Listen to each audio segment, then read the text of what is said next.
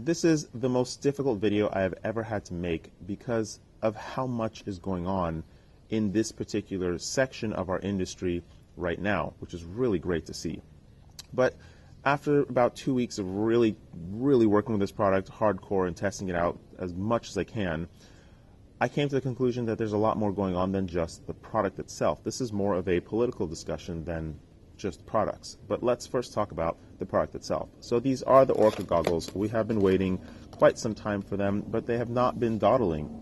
Making products is incredibly difficult. And one thing I have to point out right up front is that this is a brand new company that came out of nowhere and decided to make a flagship product goggle to compete with the incumbent Fatshark, which has been the default since the beginning of the industry. And right off the bat, they are 100% a competitor, if not, in my opinion, better. I'll give you my opinion right up front. I think this product is a better product than the Fatshark product, but not necessarily because of the product, but because of the political reasons around the product and everything else around the product itself. So these goggles are as HD as it gets. It's 960p resolution, OLED screen, flagship goggle product that has a module bay. And I'm sure you guys already know all about it since I'm sort of late with my review, but there is an expansion bay over here which they do plan on using for quite some interesting things. It is pretty well known at this point that they're going to have a Wi-Fi module that goes into this bay and allows you to transfer your DVR footage from the goggles themselves directly to the phone, and you will also be able to update the software directly from your phone. And so that is just fantastic because that's just the beginning of what they plan on doing. And there you go. It does also have an on-off button, which is fantastic in my opinion. It has multiple functions of the on-off button. I like it with the one push on and off, but you can set it to a hold or a double push or whatever you want, and they're going to add different functions of the power button as well. One thing I would point out about this power button, which is one complaint that I do have, is that it is a software button. It's not a physical button, so having your battery left plugged in will actually drain your battery. It's supposed to be an extremely low drain rate, but I've found it, I mean, if you leave it plugged in for a week, it's probably going to drain the battery dead. So you do still have to unplug the battery. Moving around here, it does have a fan button. I'll get to the fan and other things as well. Over here is where you set your module settings, and there is a direct serial link with serial SPI, whatever it's called, link with the module itself. And that means that you have accurate controls of your module with these buttons, and the goggles can talk to the module and go back and forth. So you'll find a nifty little screen inside the actual display so that you can choose your channel and do whatever you need to. There's going to be more integration between the module and the goggles if more modules come out in this respect. Maybe they're going to make one themselves. Who knows? Over here you also have an audio and mic port. This is not going to work with just one ear headphones, like the one-ear kind of thing that some people fly with, because of the way the actual 3.5mm linkage is. This is also a head tracking port, which I have never seen anybody use a head tracking, but I know that the plane guys love the head tracking stuff. And that's pretty much the outside. Underneath are these switches which adjust the IPD, which some people complain about the ratchetiness of it. I love it because it's a very confident and secure and easy way to tell that yes, I have moved my IPD and it stays in place. Sure, it could be a little bit less noisy, but this ratchet doesn't mean anything. Moving into the back, you see that there is these two little things over here, and that is actually a sensor which will turn off the screens when you take the goggles off your head. I am not a fan of this. The first place I saw this was actually in the Top Sky product, and it was super faulty, and it would just turn off sometimes when I was flying. So I'm not a fan of this. I have turned that off. Fortunately, you do have the ability to turn that off. And you have the nice lens in there, as well as an SD card slot that you can actually reach with human fingers. You don't need a tweezer or something to reach. The goggle strap is really nice. It's the thick kind. I really love the goggle strap. They have this sort of ribbon that attaches the strap to the goggles themselves. This ribbon is sort of like what you might use to wrap a package. It's not exactly, doesn't exactly feel like the most durable stuff. I don't know how much they've tested it. I would expect this to be the weak point, but I also don't expect it to be that difficult to replace. The battery itself is really cool. It's got this really cool gauge on it, which does that. It's really awesome. The battery, in my opinion, could be a little bit better. Just similar to Fatshark batteries that were the standard LiPo battery that comes with Fatsharks. They don't quite charge up fantastic. There's something about the LiPo, I don't know what it is. Maybe I got a faulty one, who knows. Maybe I've had every single Fatshark battery be faulty, because those things just blow. The LiPo ones blow. They don't charge up properly. They don't last very long. Luckily, this one it seems to last fine. I don't have any problems with runtime. I just have problems charging, because it takes forever to reach 4.2 volts, and then once you take it off the charger, it drops down to 4.04 volts. So I don't know what's going on with that battery, but it's really not that important, because the batteries are kind of here or there. You probably have many of them if you're buying this product already. Something you'll notice, so now let's get to the actual issues with the goggle. Something you'll notice is that the neoprene adapter or face mask piece that I have on here is actually sliced up, and that's because there is probably something wrong with my own eyes, but almost every goggle that I look through, except for my Dominator V3s, the screen is either blurry around the edges or chopped off at the edges. And the recent wave of these HD goggles, it is chopped off. I cannot see the corners of the screen in this goggle or the HDO2 goggles, which I'll get to comparing and contrasting in a bit. So the solution for me is to push my face closer to the optics so that I can see the corners of the screen, and that's what I've done. I've taken a scalpel to this thing, clearly not surgically enough, and done a really poor job of slicing it up.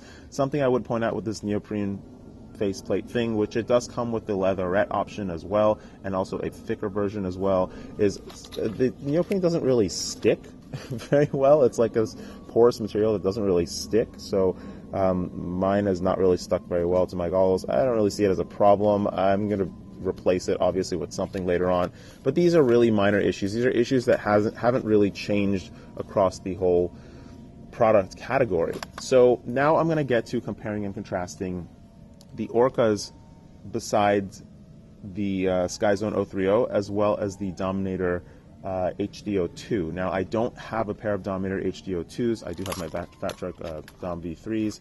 I don't have a pair in hand. I have used them pretty extensively, and I am supposed to have a pair on the way if they ever get in stock from where I ordered them from. And the 030s, Skyzone 030s, I actually just gave them away to a friend like a couple weeks ago, and I did pick them up from him just to like compare and contrast.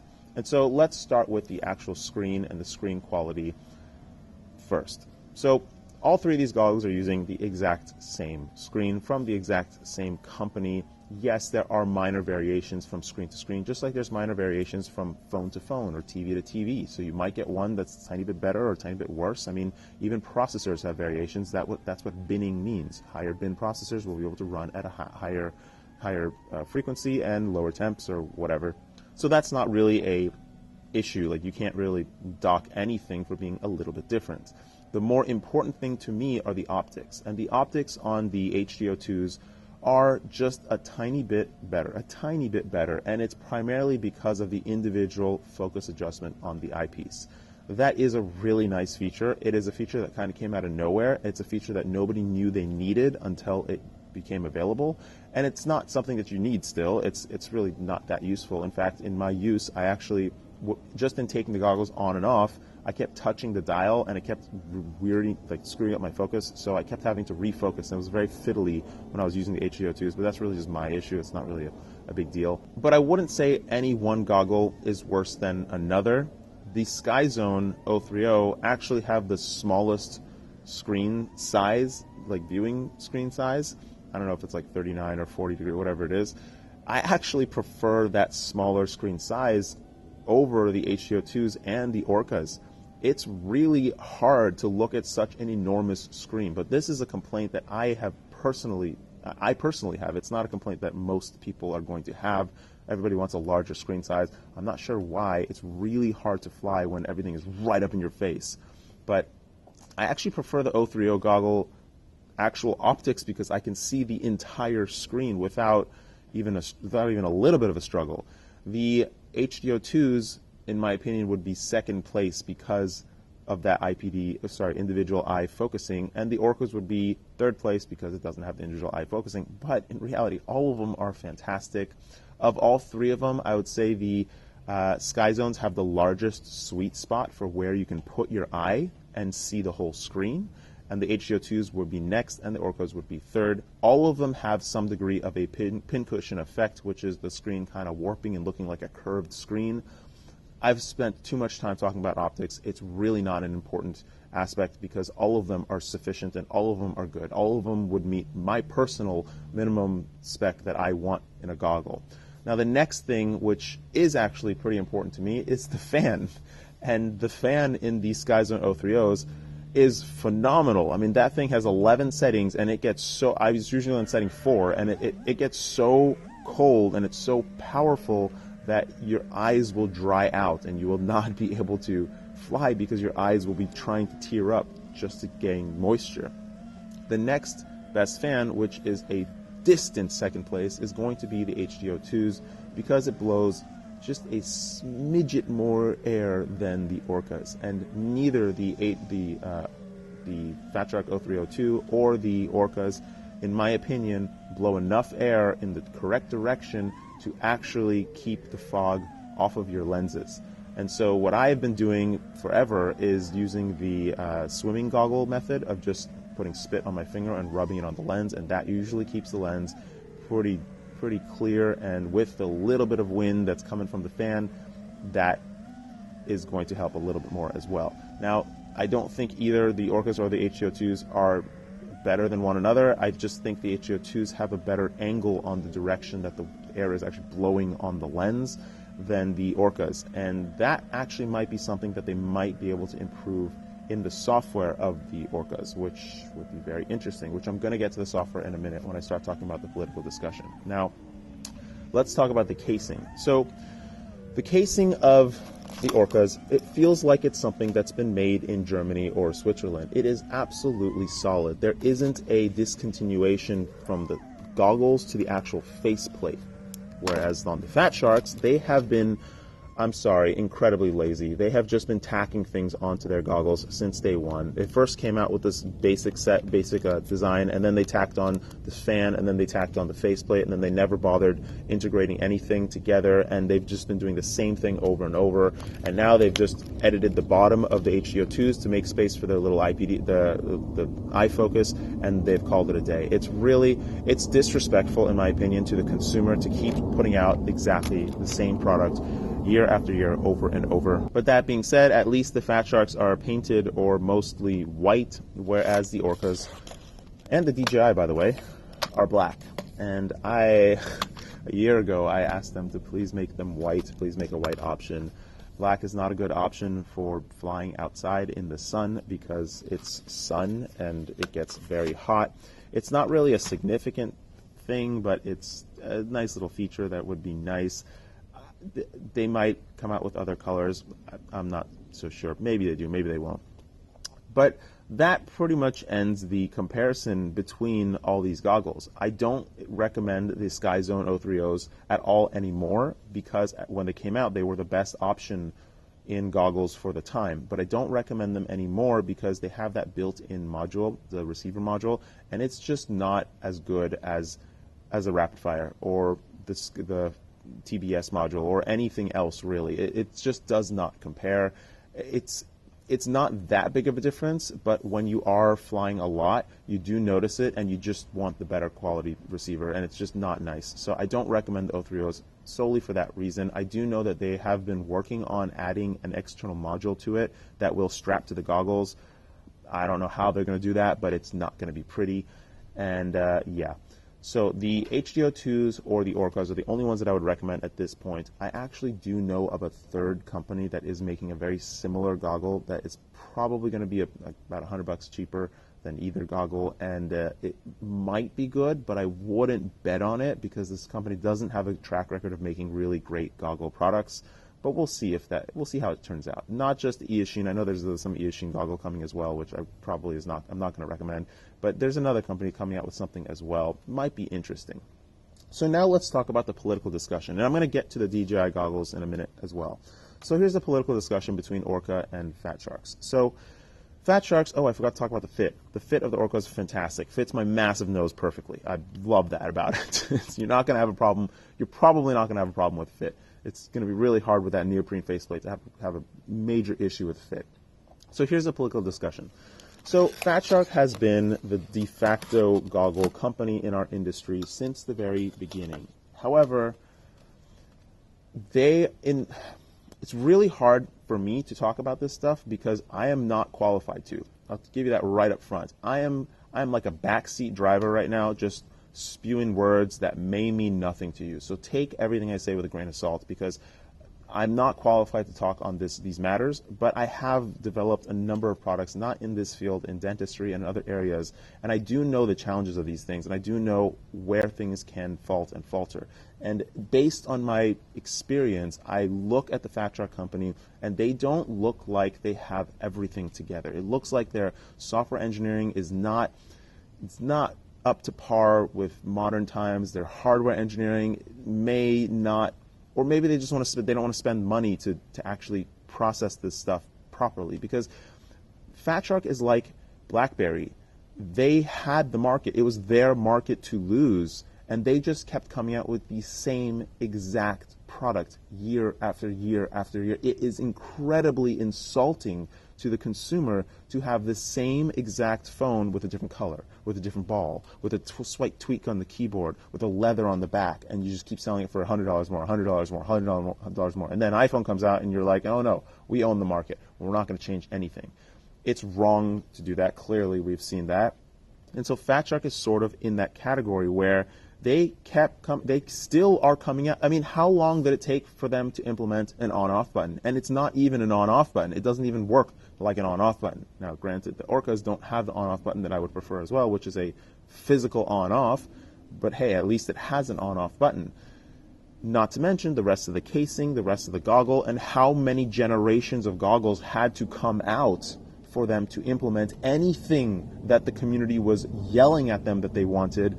It's incredibly disrespectful. I thank them so much for revamping everything in the optics department and making the HDO2s actually a really great viewing experience, but I don't know if it's enough. On top of that, when was the last time we got an actual Fatshark software update that did anything but fix a problem that they caused themselves? Fortunately, Orqa has been coming out with regular software updates. I mean, major updates. They went from 30 frame per second DVR to a 60 frame per second DVR, which I didn't even mention because, in my opinion, the DVR is an add-on. It's not even something that I consider as the actual minimum value added product to the goggle. But the Orqa's DVR is worth at least $100 because that's how much the power play is, which in my opinion is not really a fantastic product. Records great, but it doesn't power very great, so it kind of doesn't meet its name. It's my opinion only. Everything here is my opinion, by the way, if you didn't realize that. Anyways, so Fatshark doesn't seem to be a full stack developer. They don't seem to have everything together, or they're just cheap and don't want to spend the money and think that the consumers will be okay. Orqa, on the other hand, has shown themselves to be a full-stack developer. They have their hardware together. They have their software in check. They have their future roadmap of development fantastic. I mean, they've got a processor in these goggles that can do so much more than what it's doing right now. And we don't even know the I/O ports on this thing. We don't know if the headphone ports and all the in-out ports are actually I/O. They might be adjustable. We don't know. Maybe they'll show us in the future. I do know that there is going to be the Wi-Fi module coming, which I discussed, and it will have connectivity to your phone and whatnot. They've also geared this thing for HD. It's not necessarily been geared towards analog. But all of these goggles, except for the O3Os, will actually do 16:9. It'll just crop the top and bottom and give you a 16:9 picture, and it's a 960p screen, which is fantastic, and both of them are probably going to be sufficient for the future of HD, which I'm going to get to with the DJI thing in a minute. But basically, what you're buying and paying that slightly extra money for is a future that looks way brighter than Fatshark's. But then again, Fatshark has been around for quite some time now, and they have a track record of reliability, of pretty darn good service. I mean, in my 3-4 years that I've had my Dominator V3s, I have sent it to them for repairs twice, and they've done great. I mean, it's taken 2.5 weeks for them to get it back, at least 2.5 weeks for them to get it back, but hey, they repaired it, sent it back, and it's working great, and it's still to this day a fantastic goggle, which I'm going to get to that before I talk about the DJI goggles. But yeah, look at this as more of a political choice, because both goggles are fantastic products. Both goggles do the same thing. The DVR in the Fatsharks is not very good, but again, that is not an aspect that I personally look at seriously, because while DVR footage is fantastic, it's not something you're going to use all that much. I still prefer onboard video because you don't have the static lines of the signal being transmitted, but hey, that's just me personally. So now let's talk about the upgrade proposition going from any other goggle to one of these newer OLED goggles. So our industry is not big. We do not buy hundreds of thousands of goggles. The reason why these goggles look outdated and are not as high-tech as they could be is for that reason. I mean, the phone that I'm using to record this video is now 3.5 years old, and it is a freaking supercomputer in my pocket. And it's less, when it was brand new, it was $100 less than both of these goggle products, which honestly don't do nearly as much as this phone. So we don't get the best of everything. That being said, the whole product category of micro displays being used in goggles is not a huge category. There are not a lot of products out there that do this. I mean, these screens are not virtual reality screens. Virtual reality prefers a much larger, more immersive experience with a very wide field of view. These don't have that. These are literally TV screens inside of goggles. And I think that our entire society, our technological advancement has sort of skipped that whole thing of having goggles on your face with a TV screen in front of you. I mean, even on planes or even in the dental chair, which is probably the most well-used area that I know of for these tiny little screens, or military of some sort, there isn't a lot of market for these tiny little screens. And that means that we are not getting the best quality. I mean, if you look at this screen, this Sony screen that's being used, the blacks are not black. The whites are not as white as they could be. The contrast ratio of the screen doesn't look a whole lot better than an LCD. I wouldn't even call it an OLED. If they just said it's an LCD, I'd believe them. It doesn't look like an OLED screen. You look at an OLED screen on your phone, which, by the way, is the state of the art. So you're comparing absolute state of the art screen technology to a product that doesn't have state of the art anything, and you can see the difference. I mean, looking at a video on your phone looks fantastic, and you look at it on a crappy LCD screen and it doesn't look good on your computer monitor or something else. It just doesn't look nearly as good. Pictures as well. Unfortunately, that's what we're dealing with in these goggles. And if you compare a regular LCD goggle, my Dominator V3s, against any of these OLEDs, you can't really see it in a YouTube video because my phone is recording it and then I'm putting it up on YouTube, and so it's recompressed like 3 times, and you got a phone recording it that's adjusting everything as well. But you don't get a drastic improvement in the OLED screen. I mean, I know a lot of people are going to say, oh man, I could see so much more in the blacks. And you can see just a touch more in the blacks, but it's not going to make or break your flying. You're going to be just as good with a regular LCD as you will with the OLED. What will improve and help tremendously, surprisingly, is the resolution of the screen. Whereas old LCDs or previous LCDs that were below 800 by 600 resolution looked a little bit grainy, when you plaster that same super low resolution, super low quality analog FPV picture across a very nice high resolution screen, it actually does look a whole lot better, and you can see more details. I was really surprised myself when I started using the O3Os and noticed that. But it is a significant improvement. So that is where you're going to see more improvement than you will in the OLEDs. So if you're looking to switch up from a previous goggle that already has an LCD or a Dominator V3, essentially just the Dominator V3, because anything before the Dom V3, the Dom V2 was also excellent in my opinion, was probably the best overall value goggle in the industry that ever happened, and they killed it.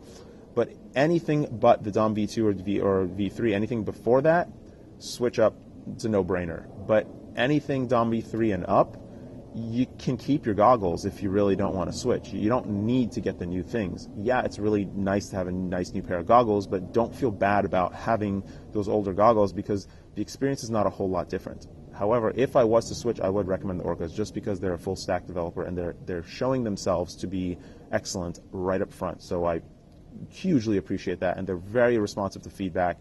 Everything about them is for the community, so I really massively appreciate that. So now let's talk about the elephant in the room, which is the DJI goggles. So the DJI goggle experience is very different than all of these goggles.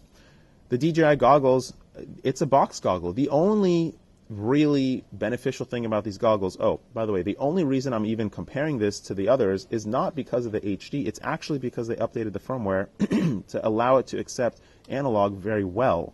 And so we're going to start seeing kind of like update modules or whatever mods to the goggles so that you can install your own external analog receiver right into the goggles themselves, and it doesn't look crazy. It doesn't look like you have a weird ground station or something.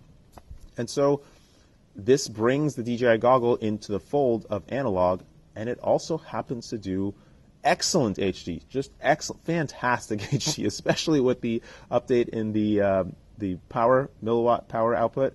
It's fantastic. It's just like blows my mind how good the HD is and how good, not the HD, the actual signal is of the HD.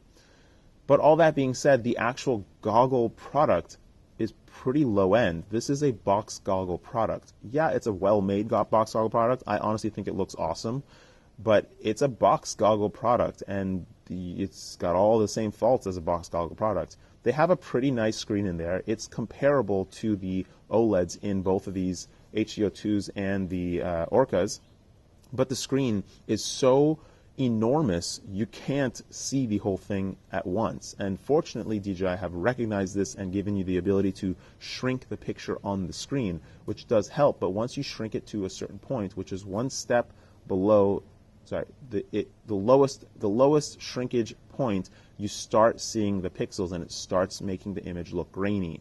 And so the resolution improvement when you're using analog, which I've used, but I haven't updated and used it more recently, but I've used it with just an external analog receiver, it starts getting to that point where I actually prefer the HDO2s and the Orqa's picture. Now, never mind about the optics. I'll get to that in a second. But I prefer those. But fortunately now they have their OSD that works great and everything works great. They are updating this product continuously, fortunately, really fortunately. Thank them so much for doing that. I yelled at them for 6 months almost to allow this thing to accept analog input. And they could have done it with just a tiny little hardware tweak. They could have allowed it to accept analog input as well with the default antennas on this thing. I'm just so shocked and awe that they refused to do it. Anyways, so why would you spend the money on Orqas or Fatsharks if it's only $100 more, not even anymore, for the DJI goggles, and you have the ability to run HD and analog with another $100 upgrade probably and another $100 module. So it's really going to be like $300-400 more to run the DJI goggles versus the Orqas or the Fatsharks. Well, the viewing experience of the Fatsharks and Orqas is better than the DJI product, bar none. I mean, that's my opinion. I've given it to a couple of the people to try, and it's just nicer to look through the binocular goggles of the Fatshark HDO2s and the Orqas than it is to look through the DJI goggles. Yeah, the DJI goggles have a larger sweet spot, but the goggles themselves, they fit exactly nobody's head, so take that into consideration as well. Literally, the fit is just awful on anybody's head that you put on. Maybe it fits yours. It doesn't fit mine or anybody else that's worn it that I know of, and everybody complains about the fit. The goggles are bigger than all the other goggles, which really isn't a big deal because they do look pretty cool.